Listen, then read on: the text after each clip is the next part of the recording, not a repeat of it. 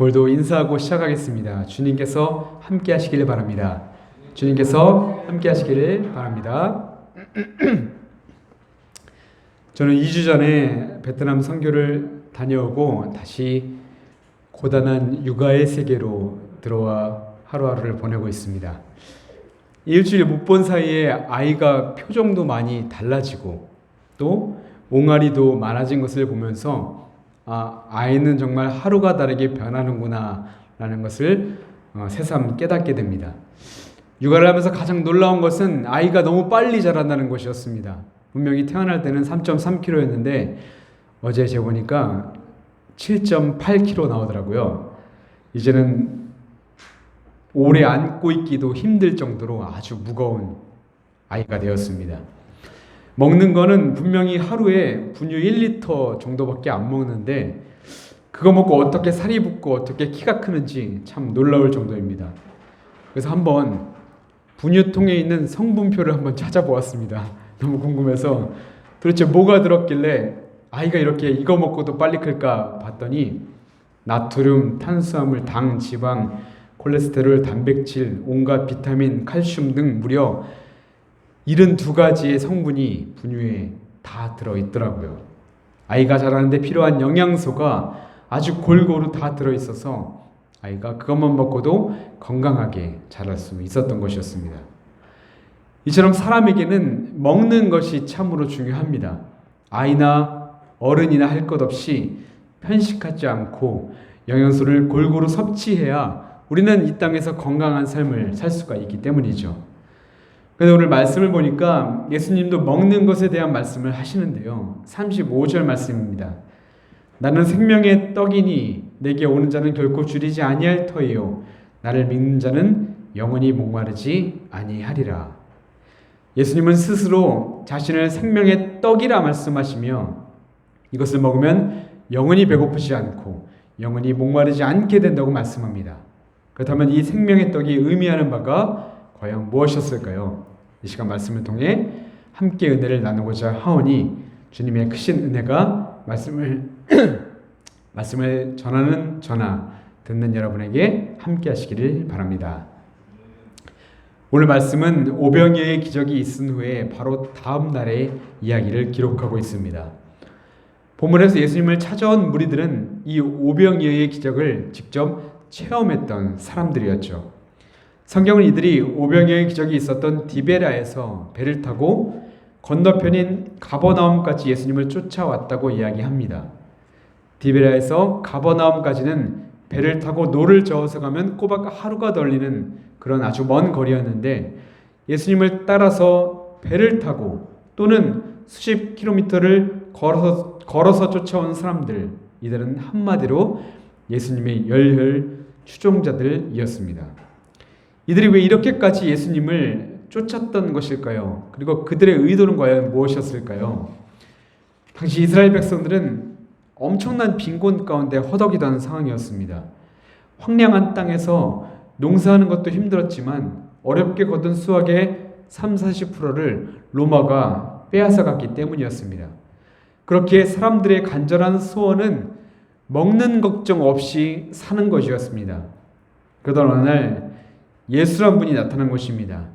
죽은 자를 일으키고 병자를 고치시는 것도 분명히 놀라웠지만 그들이 가장 놀랍게 여겼던 것은 아무것도 없는 황량한 땅에서 고작 오병이어를 가지고 5,000명이나 되는 그런 성인 남자 5,000명이나 되는 그런 많은 무리들을 먹여주신 사건이었습니다.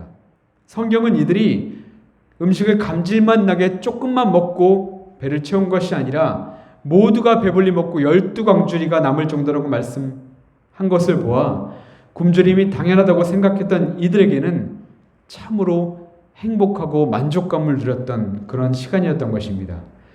이를 계기로 이들은 예수님만 따라다니면 평생 굶어 죽을 일은 없겠다라는 소망을 품게 되었고 그래서 이참에 예수님을 자신들의 왕으로 세워서 영원히 자신들의 배를 좀 불리게 하시기를 간절히 원했던 것이었죠. 그렇게 오늘 본문을 보면 오병이어 기적 이후에 이들이 먼 길을 따라와 또다시 예수님을 찾아왔던 것입니다. 그렇다면 생각해 보십시오. 이들의 열정이 정말 대단하지 않습니까? 저 같으면 좀 고마울 것 같은데요. 만약 누가 저를 보려고 이렇게까지 고생해서 찾아왔다면 여기까지 오느라 고생 많으셨습니다. 식사라도 같이 하시죠. 라고 말하면서 식사를 대접했을 것 같습니다. 그런데 우리 예수님의 반응이 어땠습니까? 아주 냉정하고 차갑습니다. 26절, 27절을 보면 너희가 나를 찾는 것은 표적을 본 까닭이 아니요 떡을 먹고 배부른 까닭이로다. 썩을 양식을 위하여 일하지 말고 영생하도록 있는 양식을 위하여 하라. 그렇습니다. 예수님이 이렇게 차가운 반응을 보이셨던 것은 자신을 찾아온 무리들의 그릇된 동기를 꿰뚫어보고 계셨기 때문이었습니다. 예수님이 어떤 분이신지 어떤 이유로 이 땅에 오셨는지는 관심이 없고 그저 자신들을 배부르게 할 능력 있는 분으로만 생각하며 따라온 이들에게 예수님은 아주 따갑게 책망하셨던 것이었습니다. 오늘 첫째 성서봉독이었던 출애굽기 말씀도 마찬가지입니다. 출애굽기 16장에는 하나님께서 이스라엘 백성들에게 만나와 메추라기를 내려주시겠다고 약속한 말씀이 담겨져 있습니다. 근데 여기 나오는 이스라엘 백성들이 누구였습니까? 그들은 400년이라는 길고 긴 시간을 그런 참혹했던 바로의 억압에서 해방받은 하나님의 백성들이었습니다. 또 홍해를 건너 육지처럼 건너온 하나님의 위대한 구원 역사를 직접 눈으로 체험했던 사람들이었습니다. 쓴물을 단물로 바꿔주시는 기적도 체험했고 반석에서 생수를 솟게 하여 목마름을 면하게 하셨고 낮에는 구름 기둥으로 밤에는 불 기둥으로 지키며 인도해 주신 하나님도 분명히 똑똑히 보았던 사람들이었습니다. 그런데 출애굽기 16장을 보면 가장 많이 나오는 단어가 무엇인지 아십니까? 바로 원망이라는 단어입니다. 무려 6번이나 반복해서 등장하죠. 그 원망의 이유는 바로 육신의 필요, 바로 먹을 것이 없기 때문이었습니다. 3절을 보니 이 이스라엘 백성들이 애굽 땅에 고기가마 곁에 있던 시절, 떡을 배불리 먹던 그 시절을 그리워하는 것 아닙니까? 지금 배가 고파 죽겠다고 하나님께 원망을 늘어놓기 시작합니다. 다시 말해 하나님이 자신들을 자유케 하시고 지키시고 인도하신다는 하나님을 보지 못하고 여전히 세상 것에만 시선이 향하고 있었던 것이었습니다. 근데 여러분, 이런 이스라엘 백성들에게 하나님이 어떻게 하셨습니까? 그것마저도 참아주셨습니다. 그리고 또다시 이들을 위해 만나와 메추라기를 보내주시겠다고 약속하셨습니다. 하루도 빠지지 않고 매일매일 내려주시겠다고 약속하셨습니다. 그리고선 명령하셨죠. 매일 만나를 하루 먹을 만큼만 챙겨라. 그런데 그 다음 말씀들을 쭉 보면 사람들 중에는 내일 혹시 만나가 내리지 않으면 어떡하지? 라며 하나님의 말씀을 의심했던 사람들이 있었습니다. 그래서 조금 더 챙겨 놓아야지 이렇게 챙기기 시작했죠. 그러나 하루가 지나자 챙겨놓은 만나가 어떻게 되었습니까? 벌레가 생기고 썩어서 도저히 먹을 수가 없게 되었던 것입니다. 하나님은 이 만나 사건을 통해 이스라엘 백성들에게 분명한 메시지를 전해주고 싶으셨습니다. 당장 너희들 내일 어떻게 살까? 어떻게 먹을까를 염려하지 마라. 날 믿고 의지한다면 내가 너에게 모든 것을 다 채워줄 거야. 하나님은 바로 이것을 이스라엘 백성들에게 깨닫게 하고 싶으셨다는 것이었습니다. 또한 누가복음 12장 18절 19절에는 어리석은 부자의 이야기가 나오는데 어느 날 부자가 자기 스스로 이렇게 이야기합니다. 내 곡간을 헐고 더 크게 짓고 내 모든 곡식과 물건을 거기 쌓아두리라. 또 내가 내 영혼에게 이르되 영혼아 여러 해쓸 물건을 많이 쌓아두었으니 이제 평안히 쉬고 먹고 마시고 즐거워하자. 그래서 주님은 어리석은 부자에게 나타나 이렇게 말씀합니다. 어리석은 자여 오늘 밤에 내 영혼을 도로 찾으리니 그러면 내 준비한 것이 누구의 것이 되겠느냐. 그리고 이어서 30절에서 이렇게 말씀하시죠.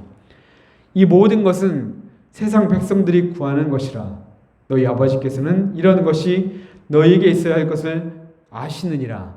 다만 너희는 그의 나라와 그의 의를 구하라. 그리하면 이런 것들을 너희에게 더하시리라. 아멘. 이처럼 주님은 영원할 것 같은 육신의 떡은 결국 썩어 없어지는 것이며 그것을 많이 모으고 많이 먹는다고 해도 결국 죽음은 피해갈 수 없는 것임을 우리에게 말씀해 주고 있으셨습니다. 그러나 또 다시 한번 주님은 우리에게 이렇게 약속하시죠. 내 안에 있는 사람은 다시는 줄이지 않을 것이다. 나를 믿는 사람들은 영원히 목마르지 않을 것이다. 라고 말입니다. 사랑하는 여러분, 서론에서 말씀드렸듯 사람에게 있어서 먹는 것은 참으로 중요합니다.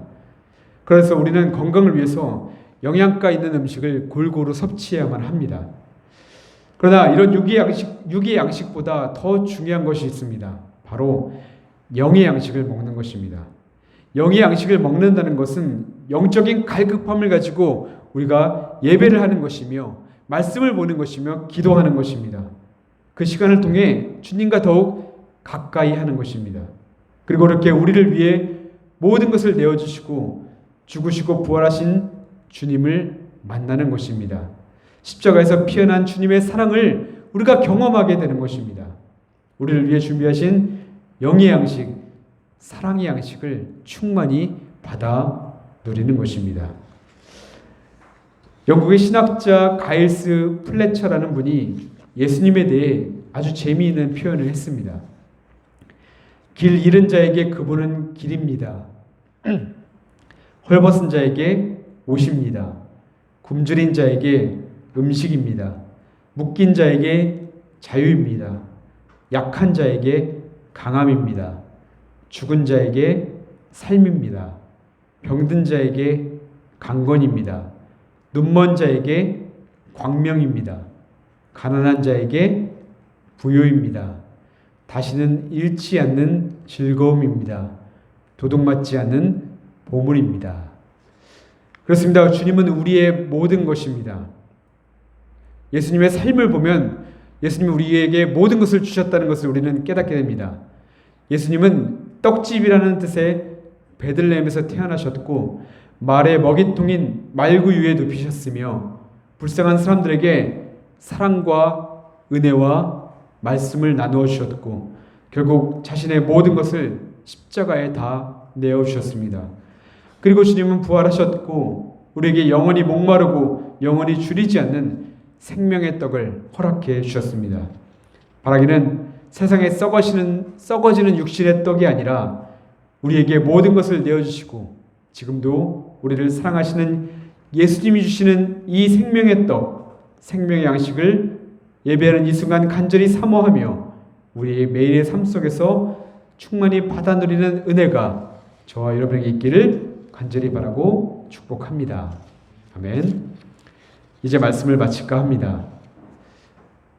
지난 베트남 선교를 가서 참으로 많은 은혜를 담고 돌아왔습니다. 가장 기억에 남는 순간은 셋째 날 고아원에 갔을 때였습니다.